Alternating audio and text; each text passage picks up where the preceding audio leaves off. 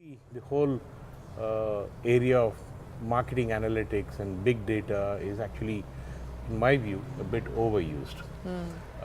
I'm not saying that it is not important, it is actually extremely important. But the so what of analytics and the now what of analytics is something that people are really not talking about. So if you talk to people about analytics, they talk about how we are going to do analytics. The big data warehouses and cloud platforms and this technology and that technology and so on and so forth. Yes, they are all absolutely important, but to me they are more like the engine that is below the bonnet. But what our internal clients want is a lovely looking car that takes you from A to B and gives you a wonderful experience along the way. And that is going to require fairly deep thinking about the so what and the now what of the analytics. And that is a skill, in my view, is really not there in the industry at scale. And when all the technology related issues on analytics is going to be sorted out, and it will get sorted out and it will get better and better.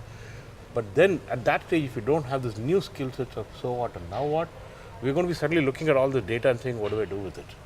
And I think that's one big challenge. If you don't wake up to that challenge today, you're going to be in big trouble by end of 2015, I would say. Ladies and gentlemen, please welcome back Gail Fugit, CEO and President of the ARF.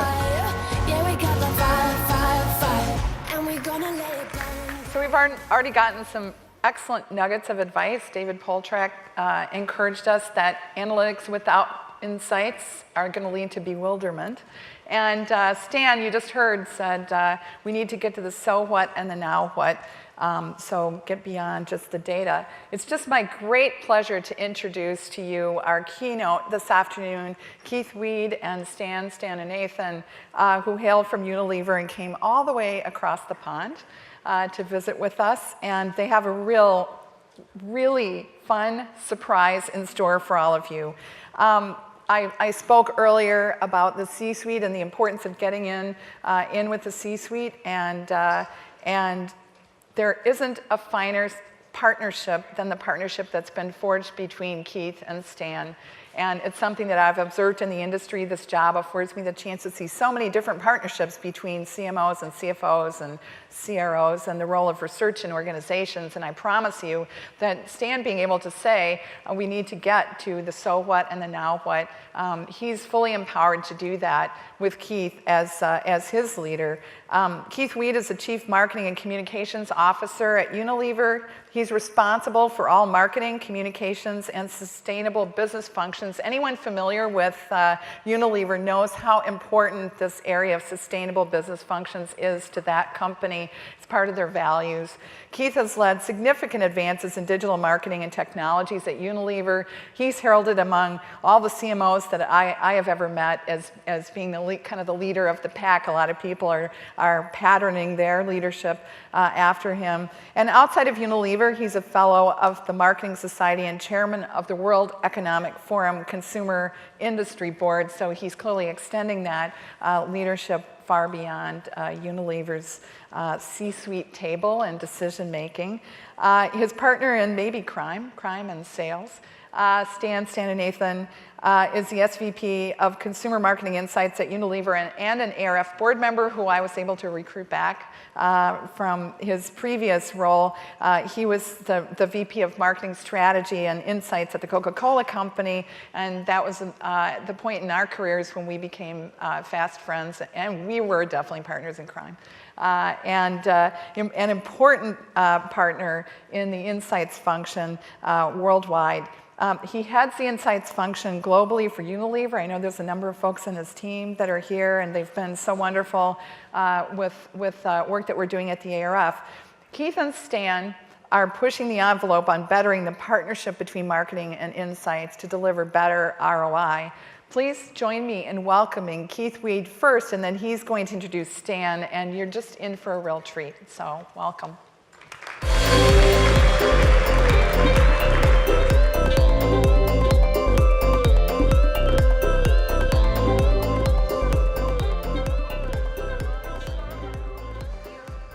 Well, good afternoon, everyone. And it's lovely to see so many of you here. You've had your lunch, you've had your food for your stomach, and hopefully we're now going to have a little bit of food for your minds. I'm going to kick off, and I'm going to be talking about marketing and insights, and to look a little bit forward to the future and ask ourselves, are we ready for what's going on as a function, as an organization, as a group of people really interested to understand the world better.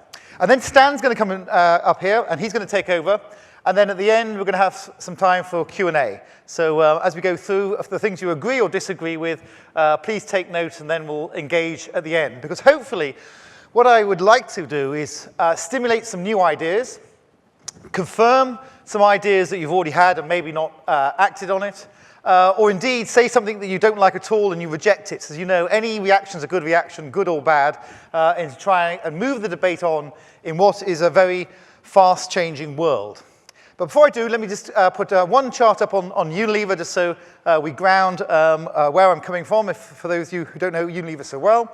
Unilever, we're a mass-market consumer goods business around the world. We're one of the world's largest commissioners of market research. So that in itself gets us at least around the table. But then beyond that, we have true mass engagement. 2 billion people around the world use one of our products every day. 2 billion people, say 190 countries. We really believe in brands, and we're the second largest advertiser in the world, investing in those brands accordingly. And as you can see, whether you're washing your face with Dove or Simple, or your hair with Tresemme or Suave, or eating a Ben & Jerry's or a Magnum ice cream at the same time, we're very much there trying to understand better how to serve your needs today and into the future. And out of those big brands around the world, we've got some particularly big ones, just to flag those up. These are our 15 billion euro brands. They have a slightly different name in different markets, reflecting this. We've been around for more than 100 years, and before the world had worked out about globalization and things like that, these brands had grown up in different markets. So as you travel around the world, you might recognize something which is very similar, but named something slightly differently. So that's what I was going to say about Unilever, a little bit of sort of the credentials about the time and effort. We very much focus on trying to understand what's going on in the world, and indeed trying to get a point of view of the future. If you want to get to the future first, you need to have some sort of thoughts about the future.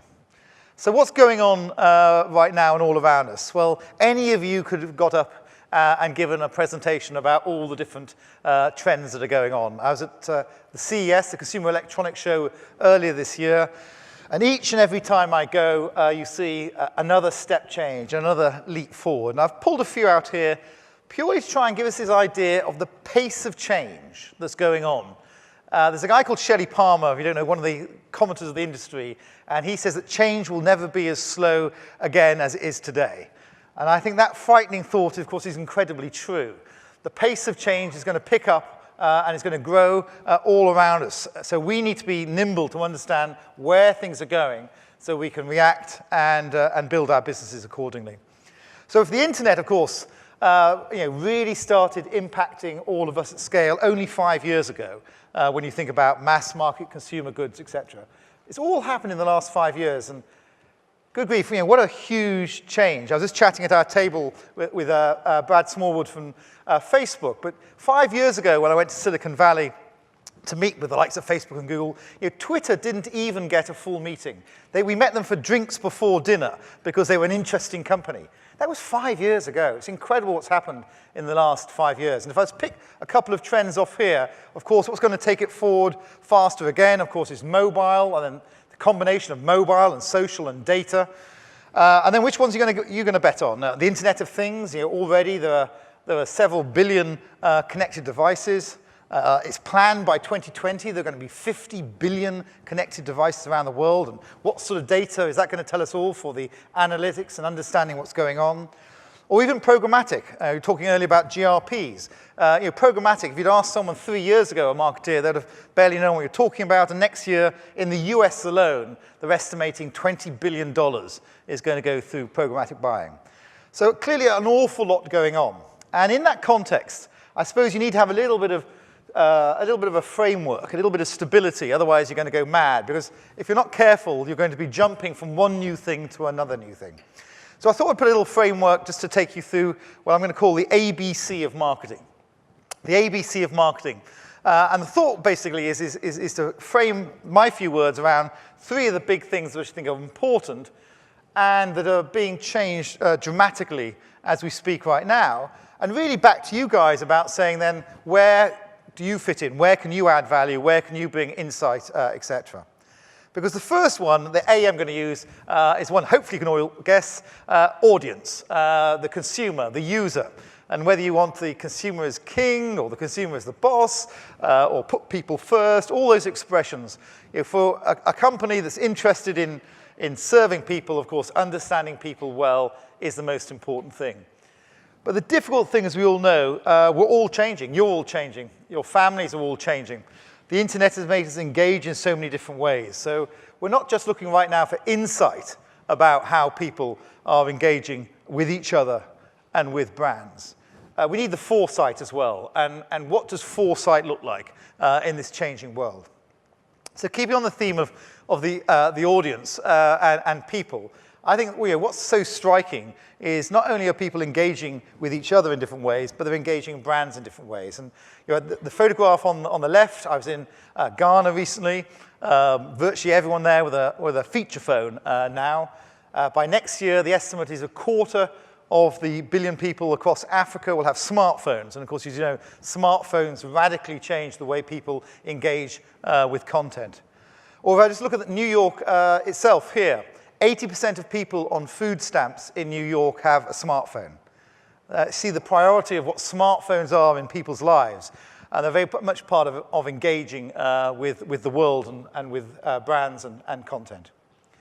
And the thought also that we're going to get to a situation that maybe with wearables that we're going to go beyond our iWatches, etc., to actually having tech inside us. And that will be species changing, when we actually start having bits of tech put inside us so we then can be always on, literally, rather than having to take your mobile out of your pocket. And in that context, my challenge to all my marketeers and people in CMI, and I'm sure you get the same, is how do we get that right sort of content? How do we get content which breaks through the clutter, content that's snackable and used on the go? How do you appraise that? I mean, what is the value? You've now seen that 6-second Vine over and over again. I don't know what you've drawn conclusion of it. But we used to spend 24 weeks with a brief coming to a TV commercial that had been researched close to its death on the way. So it's perfected, and then we'd put it on TV, and then we'd research it to its death again to make sure it was even better. But if we're doing 24/7 real-time content generation on our brands, how do we, in a suitable way, real-time, not too expensive, it's snackable content, appraise how we're going to build our brands together? And how do we move from a TV-centric to a real content-centric approach? And I know many of you say, but this tool exists and that tool exists. But ask yourself honestly, are these tools being used at scale and with the same reliability? Are they being used in the same way that Stan said up here about the so what and now what? And I'd argue there's an awful long way to go until we really unpack this. Because at the end of the day, the path to purchase has changed beyond recognition. As I said, to me, this has clearly happened dramatically in the last 5 years.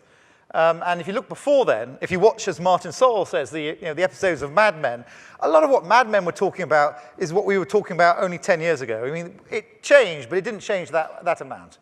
And look at it here. If we were unfair and called the last bit spray and pray, when we used to put out a big bit of advertising and hoped it would go, and we used to fine-tune it with a bit of research, etc., what we have now is so many different touch points. We have so many different opportunities for our brands to be there in front of people. We have so many different opportunities to influence people. And where's the important one? Where's the right one? Where should I be putting my effort? Where should I be telling my team that, no, build content for this bit or that bit. Don't worry about that. And in this category, you should be doing that. That level of insight, we're a million miles off. And we need help from your expertise to really unpack this. There's too much guesswork going on right now. And I think that's a real challenge for all marketeers and brand builders around the world. Because just as much as there's challenges, there's huge opportunities. If you had told me when I started off in marketing a few decades ago that I would have the opportunity to be able to target an individual I was using second-hand data from retailers which were already 2 to 3 months old. And that's what I was using to get insight about my target audience. But of course, with a personal identification number on a mobile, we have the ability to create relationships with individuals. And with relationships with individuals, I think then we move completely into a different area. We're not talking about aggregates. We're not talking about targeting mums or Muslims or millennials. We're talking about how do we really understand an individual as a person and their lives, and how do we better serve them? Better serve them with the products, yes, but better serve them with content.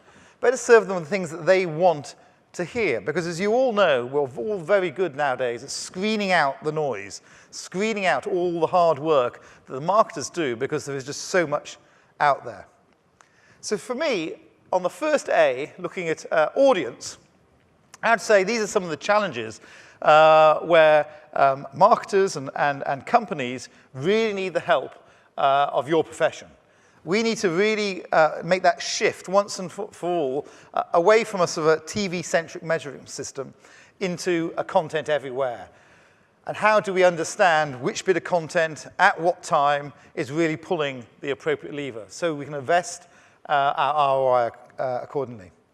We need to move away from the linear idea of you see an ad on Wednesday night and we hope to God you still can remember it on Saturday morning as you're walking down the aisle in Walmart to buy our brand, to this thought of multi-touch and people researching about brands in so many different ways across the whole spectrum of the path to purchase.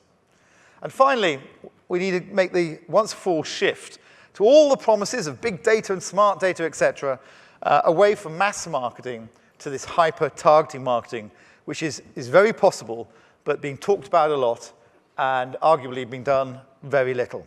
Certainly from my experience with the amount of stuff I get online, and I'm sure it's the same for you. How hyper-targeted is it really? So that's my first one. A good one to start, I suppose, at people and consumers and audience. Let's move on to the second B. And you might have guessed the second B. The second B stands for brands. Because I think brands are very much here to stay. And I would argue perhaps never have brands been so important in a confused and cluttered world to simplify life. And if you're a company and you want to differentiate yourself, if you're a company and you want to add value to your products, there is nothing better than branding to do that. But of course, with the explosion of so many different media, explosion of so many ways to talk about your brands, this is getting to be a real challenge for all of us as individuals. And within that, I think more than ever, brands are bouncing off the very people they're trying to engage with. And not only bouncing off, we're actually pushing them away. I just can't have too many relationships. You were talking about your 1-1-1 relationship earlier. To me, I've got a family of 3 kids, just remember, 2 dogs, 1 wife.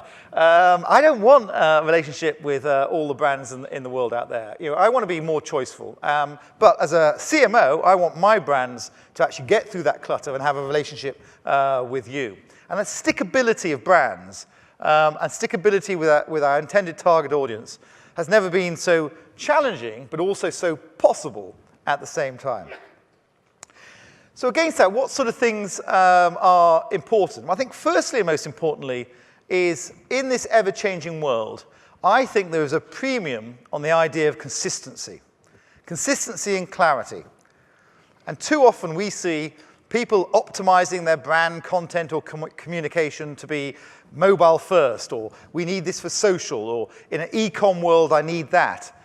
Or my search strategy takes me here. And every time we are optimizing to be 110% right in that particular channel, but it could be 80% right for the brand. So one of the things that I've been striving for is to flip it the other way around. So, you know, we need to be 110% right for the brand, even if it's 85% right for mobile and 90% right for search or whatever. But when I look for the tools to help me in that consistency of positioning, you're a brand like Dove. Dove's been on the same positioning now for 10 years, finding new ways to refresh the story, engage people, etc. But 10 years. But do we actually have the tools that guide us through this incredibly fragmenting world to allow us to land that sort of consistency of positioning? Or another important thing in this cluttered and fast-moving world is about being authentic, about being able to penetrate the culture.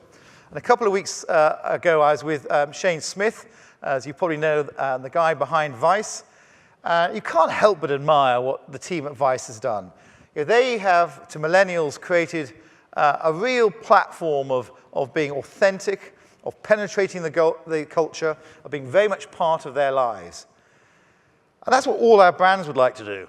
It's how do you speak very much the language of the culture? How do you get insights that isn't us, as he says, someone in the boardroom or the C-suite projecting out a piece of strategy that's turned into a piece of copy, but really becoming authentic and penetrating the culture. So when you're out there with all these media choices, you spend time with us as opposed to spending time with the alternative. And I think the answer, yes, consistent positioning, yes, being authentic and penetrating the culture, but I think the answer is something around the whole area of brands with purpose. And brands with purpose is something we really believe in at Unilever, both at a corporate level, and you heard the comments earlier from Gail talking about the work we do around social and environmental sustainability at a corporate level, but also within each and every one of our brands. So whether it be on Dove, and I don't know if any of you took part in Speak Beautiful, but tens of thousands of people did, really engaging around this whole subject of self-esteem. Or whether it be Ben & Jerry's in the climate change march. Out of all the companies on the climate change march, Unilever put the most people out there, very much putting our feet where our lips are, and walking and talking the whole thought about some of the challenges around the climate right now. But it creates in Ben & Jerry's a brand with real purpose. A brand which I think goes from the idea of marketing to people when we're broadcasting, through the marketing with people, which I think we're in right now, starting to learn how to co-create with people content, to, I believe, where we will end up is marketing for people. Very much projecting forward and going from sort of marketing to consumers to mattering to people as a way of engaging people. So under the brands heading, I've got the challenges that I see, and I'd like you and, well, actually, I'd particularly like Stan to address. Stan, this is me talking to you. They're just here listening in. But Stan and his team to address is some of these, and his team are sitting here, on the front row, even better, is moving from fragmentation to consistency. Stop bouncing our brands around just because we can. Just because we've got lots of new toys, we don't have to play with them all at the same time. We need to be choiceful about how and when we use them. To move from broadcast to creating with people and curating with people. And that's going to require different skills. And it's going to require different ways of getting real insight. And as I said, from marketing to consumers to mattering to people. Which brings me on to my last C. And my last C is about content. Because that's the one that's changed so dramatically for all of us. Understanding how we get content that breaks through the clutter. There's so much noise out there. There's so much content being created. Why should anyone listen to me? Why should anyone listen to my piece of content? So first of all is to break through the clutter. And I think that's a bigger challenge where in the olden days, you saw the Pepsodent 1961. You wonder where the yellow went when you brush your teeth with Pepsodent. Good Unilever brand. We could break through the clutter just by putting dollars behind it. And the more dollars behind it, the more we broke through the clutter. That opportunity isn't there in the same way right now. So we need to break through the clutter in different ways and learn how to do that.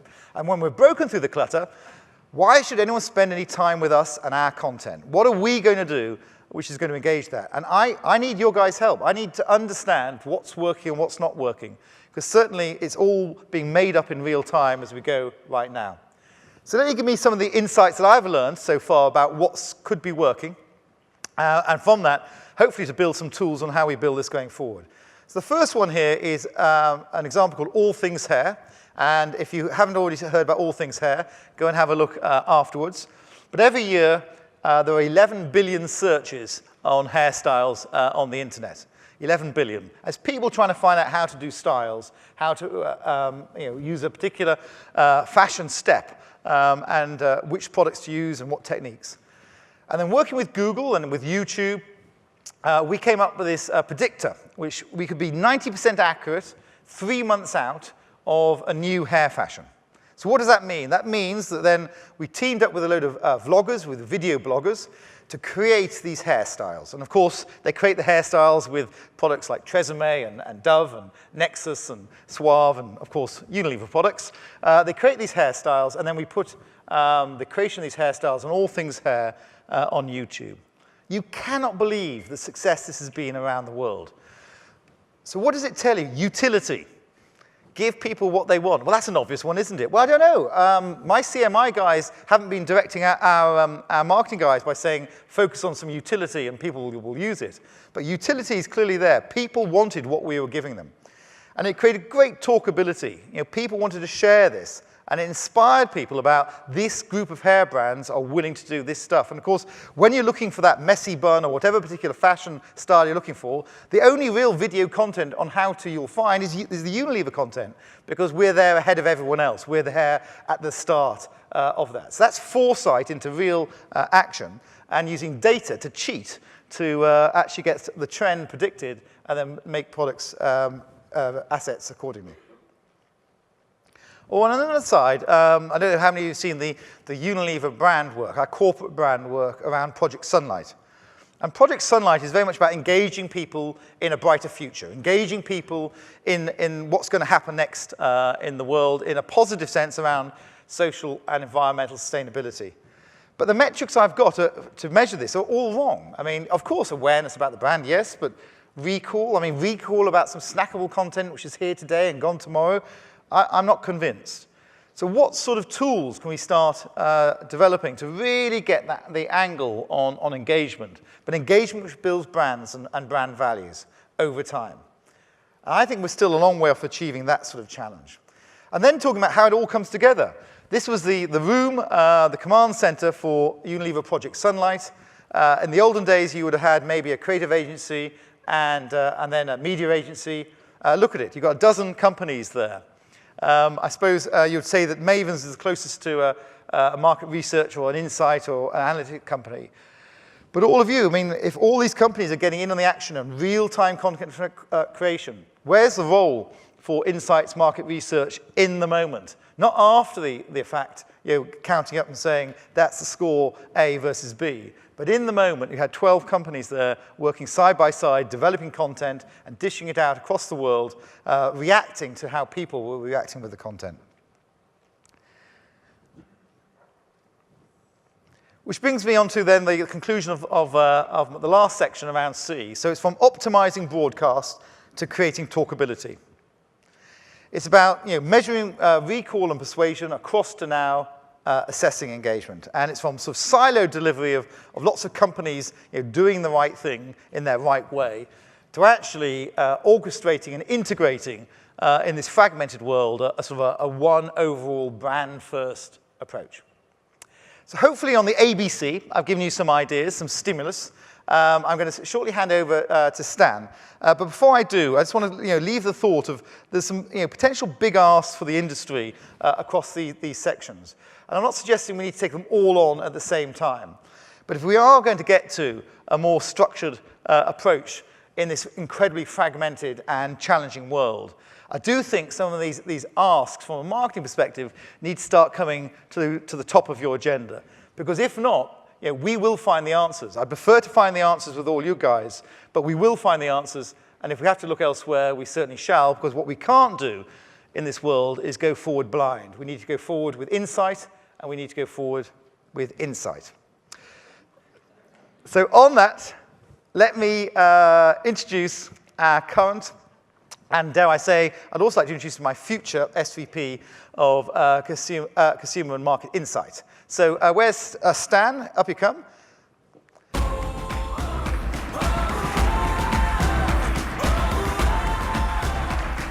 Good afternoon. Keith, I hope you realize that this is an unreal experience for me. I mean, Gail promoted me when she introduced me saying that I'm the Chief Research Officer. Thank you for that, Gail, and I hope you heard that. And at the same time, you're introducing my replacement in the same media. So it's a very unreal experience. So now that you've done it, I might as well go up on stage and tell you who the new head of CMI is going to be.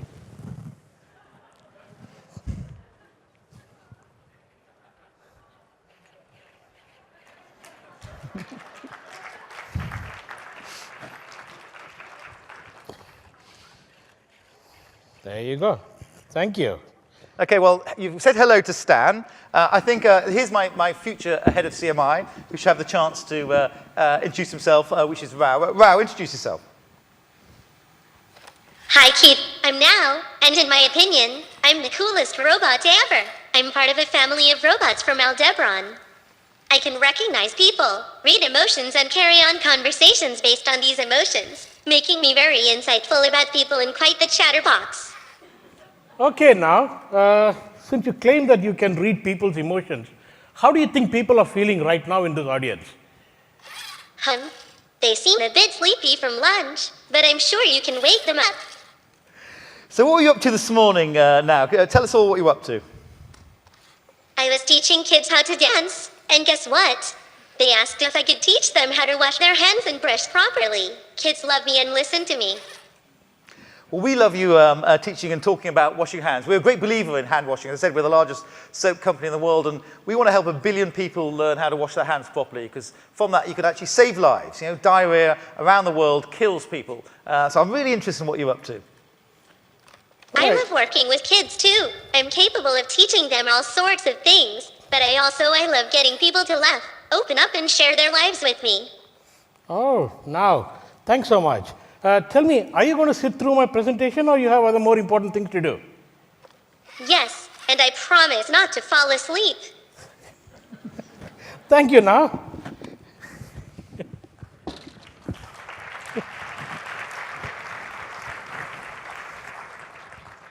Okay, let's give him a few minutes to sit down and make himself comfortable while I... Now, there's a reason why we got this robot on stage. This is a robot that can actually do facial coding and eye tracking on the fly. And it can actually react to conversations based on how you are feeling. Now, 5 years ago, if we were talking about Watson, it was a bit of an idea. It was something that was being done in the labs of IBM. Today, Watson does a fair amount of analytics that humans used to do before. And all this happened in 5 years, to the extent that now Watson television commercials are talking about its ability to do incredible analytics. Just fast forward 3 years. It is not within our dream that this robot, or maybe other versions of it, can actually do a fair amount of work to understand people a lot better at scale. And this is something that can happen in our lifetime, and I think it's going to happen sooner than later. So let me talk about what Keith said. Keith said the world of marketing is changing. And the slide, next slide. Yeah. The key comment that he made was that the pace of change is not going to be as slow ever again. And that is a scary thought. In that kind of an environment, how are we going to keep pace with that rapid change that is happening in this world? The reality is, we cannot afford not to change. Because if we don't change, we run the risk of getting left behind in this rapidly changing world of marketing. In fact, I would go to the extent of saying that we need to not only lead the change, but also shape the change. And why do I believe we as insights function can actually lead the change? Because if there is anybody who is closest to the consumers, it is the function that we all represent. So if we have a deep understanding of what consumers want, then we have the ability to actually shape the change going forward. Keith talked about A, B, and C. What I want to do is to talk about one more dimension to that A, B, and C. And guess what comes after that? What comes after that is D. Now, D stands for data. The world of data is actually going through an unprecedented growth. It's absolutely spectacular growth. And we cannot talk about the future of insights function without really talking about the role of data. Now, there are going to be 50 billion connected devices in this world. 50 billion. Now, if there are going to be 50 billion connected devices, just imagine the amount of data that is going to be generated. The question we need to ask ourselves is, are we ready to harness the power of the data that is going to be spitted out? And if we are not ready, then we run the risk of actually getting left behind. The biggest driver of change, as we see it, is data. And I almost draw analogy with tsunami. When it comes and hits you, there is no way you can escape it. And data is like a tsunami. It's coming and hitting us. Can we do something about that? Is a question that we all need to ask ourselves. Now, there is something interesting going on in the space of data. Data is fundamentally changing the world of insights in 3 significant ways. And as long as we understand the way the data is changing the insights industry, then we are likely to be a lot better prepared for tomorrow. And I'm going to talk about each of them. But before that, you hear the word big data and so on and so forth very often. I strongly don't believe that big is beautiful, or for that matter, big is necessarily better. Yes, big data is important, but then what it does to us is something that is much more important. So in the video, I talked about the so what and the now what of the big data. That's what we should be seized with. If we get caught in this whole data conversation, we have a bigger challenge. That is something that needs to be done, but that is table stakes. So let me talk about the 3 impacts of data. The first one is disintermediation. If we blink our eye, data could actually disintermediate a lot of us in this room. It could potentially disintermediate a lot of us in the room.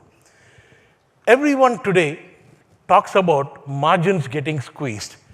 My only response to that is, welcome to our world. And this is the reality that we are all facing. Data is increasingly becoming a commodity. People who are collecting data are actually finding that it is probably not as profitable, as lucrative as it used to be 5 or 6 years ago. Then the second dimension is about democratization that this big data is actually bringing to the table. Today, you can actually do a survey and pay for the survey with your corporate credit card. And you can get your results in a matter of 24 to 48 hours. Anything that can be paid with corporate credit card, or for that matter, even your own personal credit card, to me, it clearly suggests that we are getting into a world of commoditization of data. In the past, large companies used to say that I have a big competitive advantage because I have unique ability to do global research, and I could afford to spend millions of dollars collecting information which nobody else could do. The reality today is that a pizza shop owner in a strip mall can actually get a survey done for as little as $500. So the kind of competitive advantage that we had is gone. So if you think that data is the one that is providing competitive advantage, we have to wake up and realize that that's a thing of the past, and what do we do about it is the more important thing. And the last dimension is what I would call a deluge. I can show you statistics till we all turn blue in the face, how many hours of YouTube video content is being loaded every minute and so on and so forth. All of you have seen different versions of the statistics. That's not that critical. What is critical is that the pace at which data is being generated is going to actually increase dramatically over the next few years. And therefore, even if you pull up our socks today, we won't be able to keep pace with that change. So we need to actually learn how to run much faster than we can. The thing that kind of worries me is that there are 2 tracks which are going on. One is the traditional insights industry, and then there is this analytics industry. If you look at the bigger picture, the traditional insights industry is probably growing at some 2-3%. It could be $34 billion in size. But the analytics space is growing between 8 and 15%, depending on which country you're looking at. So there is an industry, and it is not growing at that kind of rate on a small base. It is growing on a fairly large base. How do we bring these 2 tracks together is going to be one of the bigger challenges that we're going to face. You would have heard the term around data is the new gold. In my view, yes, it is a new goal. But then what do you do with the gold is the most important thing. What kind of fine jewelry that you can make for which people are willing to pay for. Creating beautiful tools to mine data is table stakes. If you can't do that, we are out of business. In my career in market research, particularly in the last 5 years, I have seen more tools created by the industry than what I have seen in the 25 years before that. So it's not that our ability to generate tools is a problem. There are tools coming out of every single orifice in the system.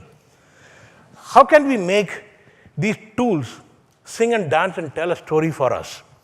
So my submission is that it's not about the data, it's about what we do with that data. And that's what I had this in mind when I said, the so what and the now what is something that should be front and center of everything that we do. I'm going to make a bit of an arrogant statement, but I genuinely believe that as insights people in this room, we have the IQ, we have the smarts to be able to go out and say to our business partners that I have the answers, what's your question? Because the amount of data that is out there is incredible. We should be able to make this kind of tall claims. We might not be there tomorrow, but we will get there sooner than later. But if we create that as the destination, where when somebody says, I have this question, I'm thinking about it, we should be in a position to use all the tools that we have access to, and then turn around and say, directionally, I believe this is the answer, but let me go and do some more work and come back to you. But then I've already provided some answer directionally, almost like that instantaneously. And that should be the destination that we need to shoot for. If that is the destination that we need to shoot for, then as insights folks, whether you're from the agency side or from the client side, what we need is a significant change in our mindset. And I genuinely believe that tools, skills, capabilities are one thing, but the mindset is probably a lot more important, without which we run the risk of getting left behind. This slide didn't, okay. So within Unilever, we've got a definition of our vision for the function. And what you'll notice is that the word insights is conspicuous by its absence in the definition of insights. We are talking about providing inspiration and provocations to enable transformational action. The reason why we have this vision, which is way beyond insights, is because if we don't create impact on the business on a daily basis, we would be seen as technical experts who are brought in when there is a technical expertise that is required. But if you really want to be part of the business, then what we need to do is to provide inspiration and provocation that will enable transformational actions. So this vision is easy to articulate, but very difficult to actually implement and get hundreds of people from the insights function rallied around and marching in the same direction. It actually calls for an expanded set of skills and capabilities. And I'm going to talk about a few skills and capabilities that are required. While it might sound as if I'm moving away from the data conversation, all that I want you to keep in mind is, yes, data is important, but keep in mind the so what and the now what. That's what we're trying to go after. So what are the new skills and capabilities? Some of which are already there, but it might not be scalable. It might not be as good across all the countries in which we operate. It might not be as good across all the agencies we work with, but then it is already there. The first one is human and cultural futures. That's what is one skill that we really believe is required in a very, very powerful way. And we think that once you understand what makes humans tick, and I'm consciously using the word human and not consumer or a shopper, because at the end of the day, people are consumers or shoppers for barely 2 or 3 hours in a day. Rest of the time, they are human beings living in a cultural context, going through hopes, anxieties, aspirations, and tensions. Understanding that is probably one of the most important things that we can provide as an insights function. Digital insights in a connected world, David talked about it when he opened the day today. This world is different, dramatically different. Each one of you might be carrying 2 or 3 different digital devices in your hand. In that kind of an environment, what kind of insights do we need in a connected world is very critical. Storytelling is a much used and abused word. There are lots of workshops that go around talking about how we'll teach you how to tell stories.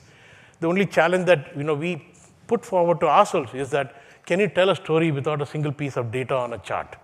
If you can tell a story and if you can inspire people and if you can move the whole organization in that direction, then you're probably telling a great story. But then you've got to keep in mind, it's not about just telling a story, it's about telling a story for what? How can you enable transformational action? That's the key thing that we need to keep in mind. Cognitive science, Gail in her opening speech talked about neuroscience, and she talked about 2011 when ARF actually formed an organization, a group of people to look at neuroscience. That's 3 years ago. Yeah? Today, in a lot of companies, what you will find is cognitive science is front and center, and a lot of work is being done, whether it is facial coding, whether it is neuro, or whether it is skin sensitivity analysis, whatever it is. There are lots and lots and lots of cognitive science stuff that is out there. And then data scientists. Now, this is a space that is actually exploding like never before. The number of data scientists who are coming up from every single corner of the world is actually spectacular. Now, these are people who are very often not from traditional research industry. They are people who are coming from, the likes of Accenture and McKinsey's and so on and so forth. Now, what are they doing actually? They are also trying to generate insights. What do we do as traditional insights people or traditional research agency people? We are also trying to generate insights. So do we clash? Do we partner? Do we acquire new skills? Those are questions that we need to ask ourselves going forward. So what do we do differently when we go out of this room tomorrow? Here are some thoughts for you to consider. I strongly believe that time spent on predicting the future is probably not time well spent. I would rather challenge my own team and also this group here saying, how do we help businesses to shape the future as opposed to using the past to predict the future? By definition, using the past to predict the future has got a bit of incremental thinking built into it. We should not be about generating insights, because generating insights could become commodities sooner than later. If you're not good at generating insights, then we should ask ourselves a question, am I in the right industry? But let's assume that we are actually generating insight. I think we need to be driving outcomes, because we're going to be remembered for what outcomes we drove and not for what insight we brought to the table. The DNA of the entire community is risk mitigation, because you can go back to 100 years of the insights industry. It started off as a measurement industry which keeps people honest and tells people whether it is actually working or not. And therein lies a bit of a risk mitigation mindset. And that's in our DNA. And let's accept that. How do we actually move on from that risk mitigation mindset to helping people to imagine possibilities? And that is a lot more inspirational work that we can do. And that is something that would really generate a lot of excitement with our own business partners. Tried and tested tools to innovative approaches, and then instead of studying consumers, how do we actually help the businesses to build strong relationship with people? Now, these are ideas. And you could turn around and say, okay, fine, these are obvious concepts. How do we actually bring these things to life? So I'm just going to share with you at a fairly high level what we are doing within our organization to drive change in this direction. And I think we have a license to do this in a way, because it's in the DNA of the company. I just want to take us back to 1939. Yeah, 1939 is the first year when Unilever actually did mix modeling. I can still produce that paper that was printed. It was there in our archive in Port Sunlight. And I looked at that and said, wow, that sounds very profound, 1939. Yeah? And then another good example of how Unilever drives change is Research International. Back in 1962, when there was a crying need for actually step changing the way we actually do research, the company thought for a while and said, if you really have to change how we generate insights, we probably need to take charge of our own destiny. And it created an in-house research department back in 1962, which then got subsequently acquired by Ogilvy somewhere around 1982, and then Ogilvy was acquired by WPP. It was rechristened to RI, and then subsequently TNS bought RI, and now it is called TNS, and the brand RI is gone.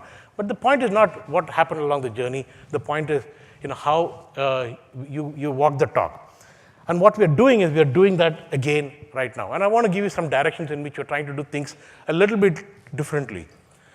The first and foremost is, having said that it is not about the what, it is about the so what and the now what, our strong belief is that sometimes the kind of tools that we have are not necessarily good enough for the journey that we are on to. So therefore, there is an incredible amount of time, money, and effort being spent on creating tools of tomorrow. Right now, I can tell you that there are 4 radical tools which have been scaled up across the globe. And there are 15 more that are being piloted across 45 different locations. And our hope is that maybe 8 or 10 would be really good enough to be scaled across the Unilever system. Now, these are tools which are radically new, because when we looked at the technology, I had no idea what can be done with those technology, and there is a team that works on it, and there's Marie sitting here. None of us had any idea what we could do with the technology, including the owner of the technology, because the owner of the technology created a technology and it was looking for a home. And when we actually married the need and the technology, something really big came out.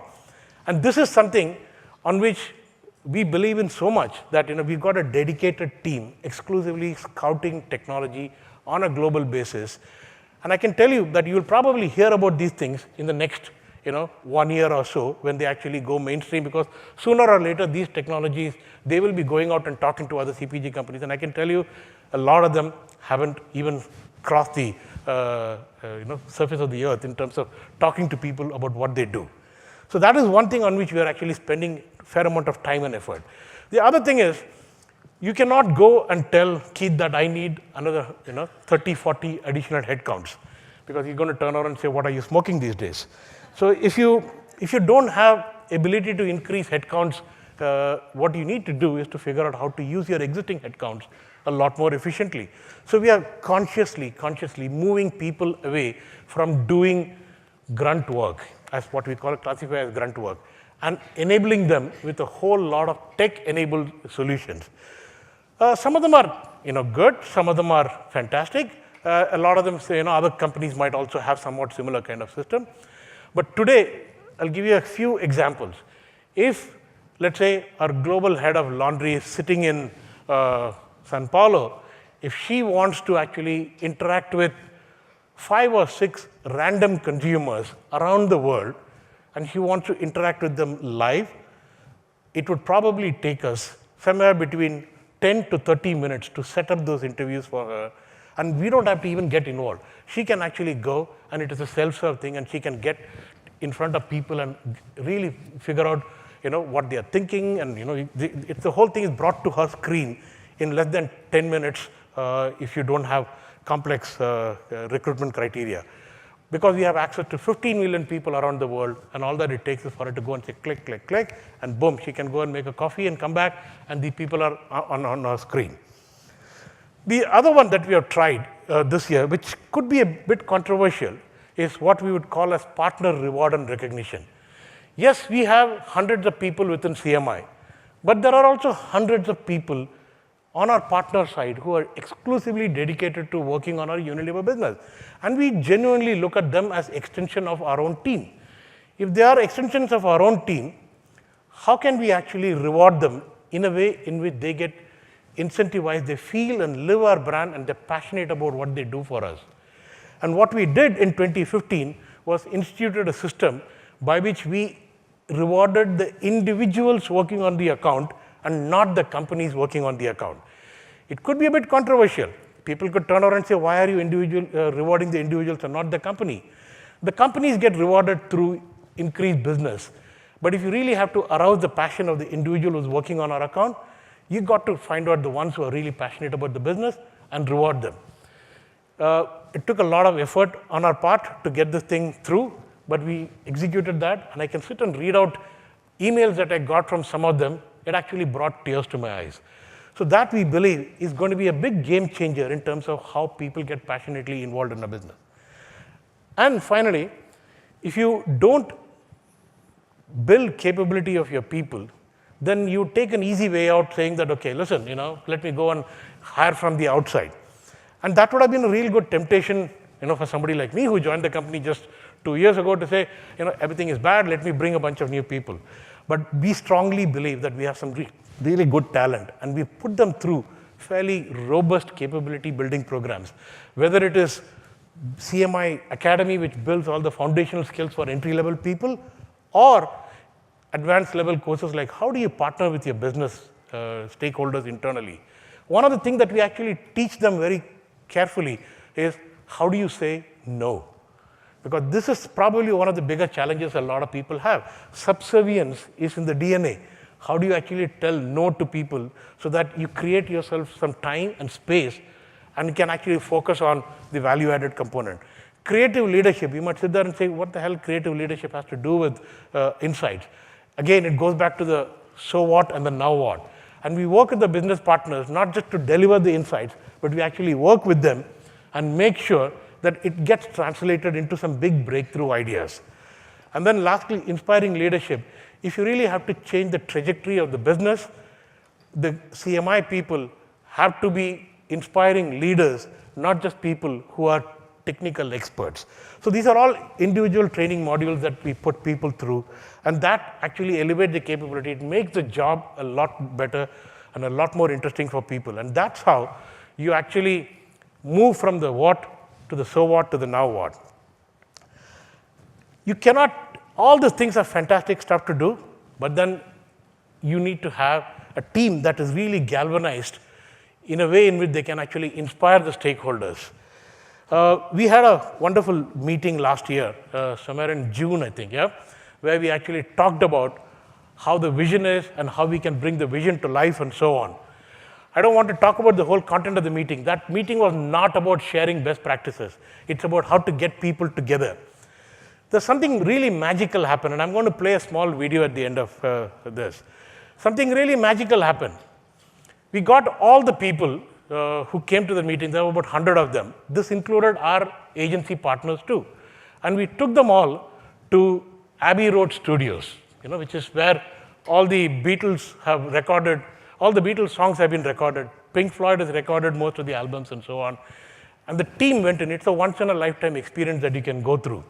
None of them knew that this is what they're going to be doing. None of them knew that they were actually going to record a song, a single, at the Abbey Road studio. They thought it was just a meeting venue and we're going to spend one day of meeting in that place. And yes, we did have the meeting. But after the meeting got over, people got shipped out to a different area, and then they were brought back in. And this is how we actually internalized the vision. Can you play the video, please?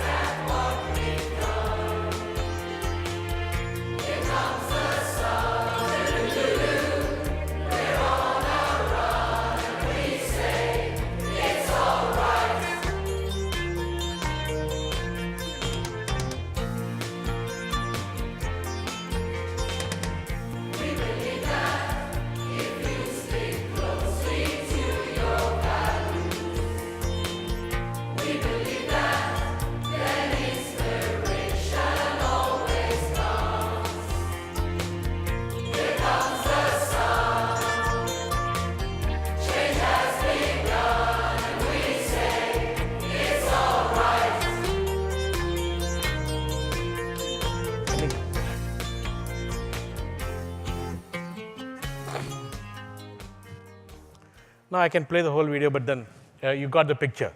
Now this is Now, these are,